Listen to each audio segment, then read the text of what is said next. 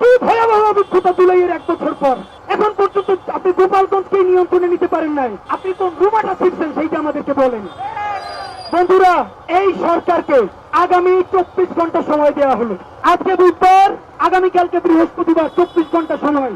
এর মধ্যে আমার ভাইদের উপরে যারা হামলা করেছে তাদের প্রয়োজনার ভিডিও ফুটেজ আছে।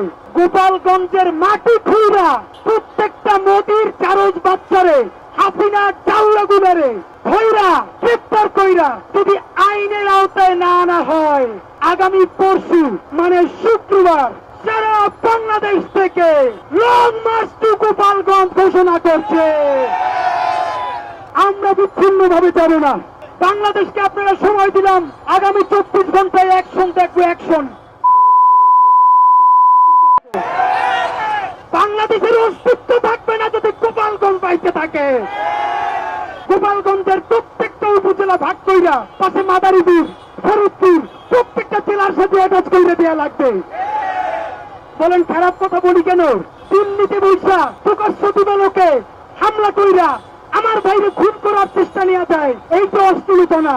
আর আমার সেই বাচ্চাগুলা নিজের ভিতর রক্ত দিয়া সেই গ্রাফিটি পেয়ারে লেখা খুনিয়া সিনারে ভাগাইছে, সেইটার মতো মহাপবিত্র কোন শব্দ নাই। সুতরাং আগামী 24 ঘন্টার মধ্যে আমরা যদি গোপালগঞ্জে থাপা থাপা হইয়ে যাইতে না দেখি, আগামী শুক্রবার হাজার হাজার মানুষ নিয়ে গোপালগঞ্জের উদ্দেশ্যে লং মার্চ ঘোষণা করেছি। সিদ্ধান্ত হবে বাংলাদেশ থাকলে গোপালগঞ্জ থাকতে পারবে না। আপনারা কি সবাই আমাদের সাথে যাবেন?